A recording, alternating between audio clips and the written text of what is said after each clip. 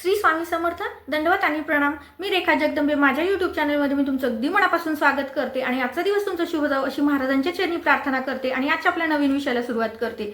नवीन विषयाला हात घालण्यापूर्वी माझ्याकडून तुम्हाला दिवाळीच्या आणि वसुबारसच्या खूप साऱ्या शुभेच्छा. तुम्ही वसुबारसचा व्हिडिओ पाहिलेलाच असेल. जर पाहिला नसेल तर आपल्या चॅनलवरती रेखा जगदंबे ह्या यूट्यूब चॅनलवरती मी अपलोड केलेला आहे. तर आज पूजा कशी करायची हे तुम्ही आवर्जून पहा. आणि आजचा विषय आपला असा आहे की धनतेरसचा. आता जी मला काही माहिती आहे मी तुमच्याशी शेअर करणार आहे. तर धनतेरसच्या दिवशी आपल्याला कशाचं पूजन करायचं आहे, तर या दिवशी आपल्याला धन्वंतरी देवतेचं पूजन करायचं आहे. कारण सागर मंथनातून धन्वंतरी देवता बाहेर आलेली होती आणि हिला विष्णूचा अवतार असं मानलं जातं. तर ह्या देवतेची आपल्याला पूजा करायची आहे. तर काही जण म्हणतील आपण डॉक्टर थोडी आहोत की आपण धन्वंतरी देवतेचं पूजन करायला, कारण धन्वंतरी म्हटलं की दवाखान्यातच आपल्याला फोटो पाहायला भेटतो, इतर कुठे फोटो वगैरे किंवा पूजन वगैरे पाहायला मिळत नाही. परंतु नाही, आरोग्य हे सगळ्यांनाच हवं असतं आणि वर्षभर सगळ्यांचं आरोग्य आपलं चांगलं राहावं म्हणून आपल्याला दिवाळीचं औचित्य साधून धनतेरसच्या दिवशी धन्वंतरी देवतेचं पूजन करायचं असतं. तर कुणी मांडणी करून करतं, नाहीतर कुणी आपल्या देवाऱ्यामध्येच त्या दिवशी दिवा वगैरे लावून पूजन करतात. तर आता प्रत्येकांच्या रीती किंवा रिच्युअल्स वेगवेगळे, म्हणजे प्रत्येक भागात वेश बदलली म्हणजे गावाची वेश बदलली की तिथल्या चालीरीती बदलतात. त्या पद्धतीनं प्रत्येकांच्या भागामध्ये वेगवेगळ्या पद्धतीनं पूजन केलं जातं. तर मैत्रिणींनो, धनतेरस या दिवशी धन्वंतरीच्या पूजेसोबत कुबेराची सुद्धा पूजा केली जाते. तर हे कुबेर पूजन, धन्वंतरी पूजन आणि त्यासोबतच यमदीपदान सुद्धा केलं जातं. तर मग आज या दिवशी आपल्याला वेगळ्या अशी सेवा कोणती करायची आहे ज्यामुळं आपलं म्हणजे पुण्यफळ हे दुपटीनं आपल्याला मिळेल किंवा पुण्यफळ आपल्याला जास्त पटीनं मिळेल, यासाठी कुठली सेवा करायची आहे किंवा कुठला उपाय करायचा आहे ते मी तुम्हाला थोडक्यात सांगते. तर या दिवशी आपल्याला 13 कणकेचे दिवे बनवून घ्यायचे आणि 13 दिवे लावायचे आहेत. आपण दिवाळीमध्ये तर दिवे लावतोच, परंतु हे दिवे आपल्याला वेगळे लावायचे, म्हणजे वेगळे करायचे. जर तुम्हाला पिठाचे किंवा कणकेचे जर दिवे करणं शक्य नसेल तर तुम्ही साध्या पंत्या लावल्या तरीही चालतील, परंतु तुम्ही आजच 26 वाती काढून बाजूला ठेवा, कारण प्रत्येक दिव्यामध्ये आपल्याला 2 वात लावायची. या पद्धतीने आपल्याला 26 वाती लागणार आहेत. आणि मग कणकेचे दिवे करायचे असतील तर त्या कणकेमध्ये आपण मळताना मीठ टाकायचं नाही किंवा हळद सुद्धा टाकायचं नाही. साधं गव्हाचं पीठ आपण म्हणजे साधं गव्हाचं कणिक आपण मळून घ्यायचंय आणि ह्याचे आपल्याला 13 दिवे करायचे. आता तुम्ही म्हणाल यमदीपदान म्हणजे आपण संध्याकाळी करतो ते का, यमदीप पूजन? तर नाही, ते आपल्याला संध्याकाळी वेगळं करायचंय.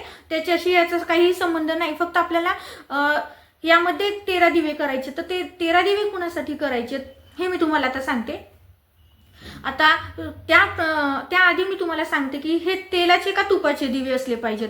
तर यामध्ये आपण तेल वापरायचंय. 12 दिव्यांमध्ये तेल टाकायचं आणि एका दिव्यामध्ये म्हणजे घरी केलेलं किंवा विकतचं असं कुठलंही असं तूप टाकायचंय. म्हणजे 12 दिवे हे तेलाचे असावेत आणि एक दिवा हा तुपाचा करायचा आहे. तर मग आता यामध्ये तेल कुठलं वापरायचं? आपण घरी खातो तेच तेल का? नाही.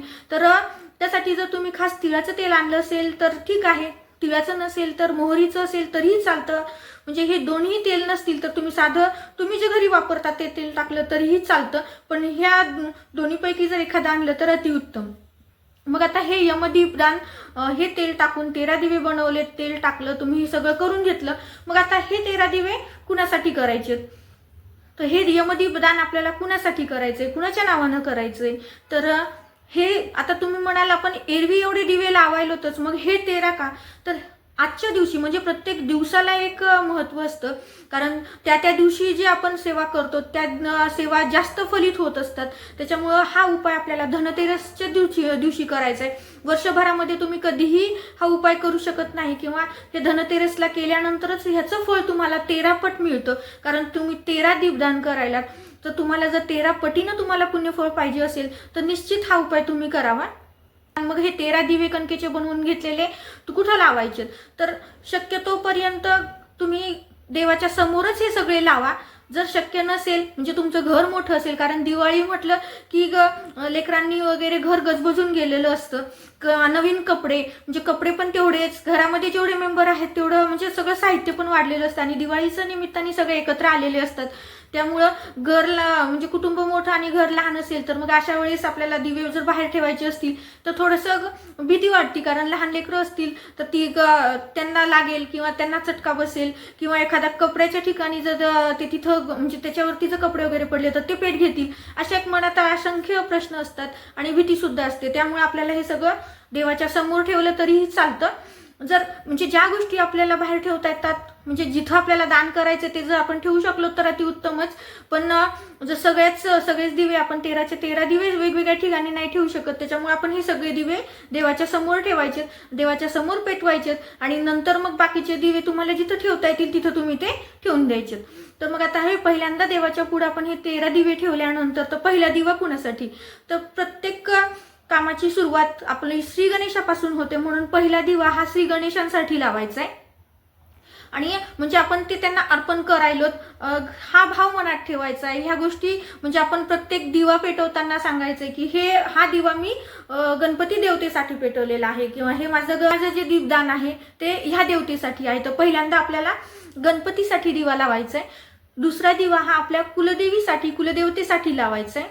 तिसरा दिवा हा महालक्ष्मीसाठी लावायचा आहे.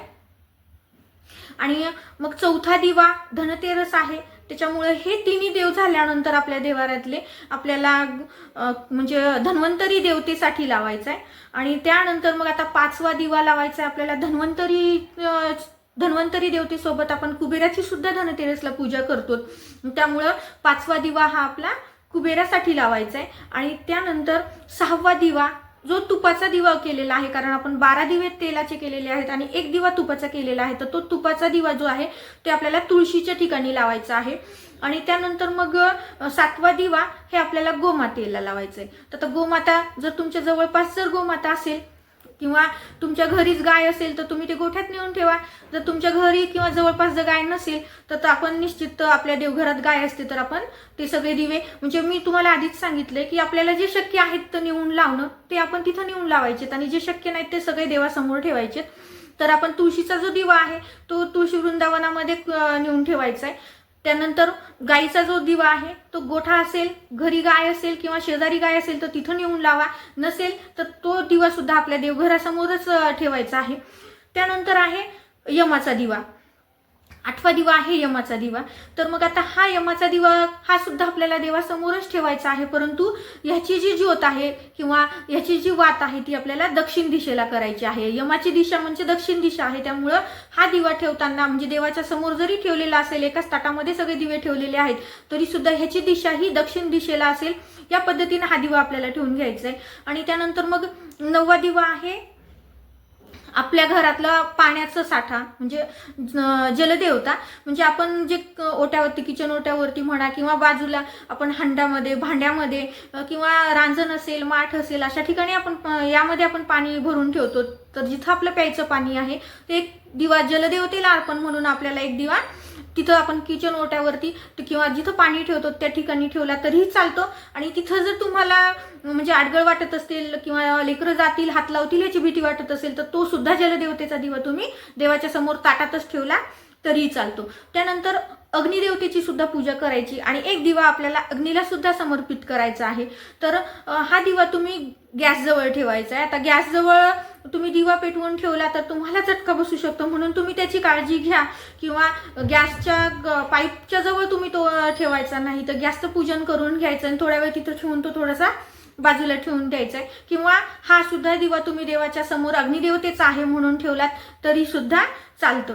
त्यानंतर मग आपल्याला 11वा दिवा लावायचा आहे पितरांसाठी.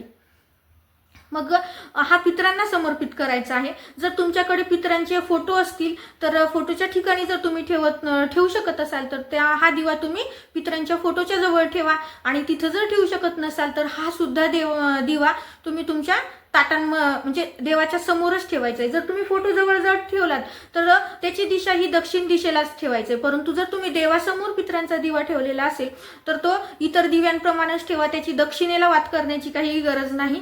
पण फोटो जवळ ठेवलात तर आवर्जून त्याची दक्षिणेला वात करा, कारण यमाची दिशा पितरांची दिशा पण दक्षिण दिशा आहे असं म्हणतो.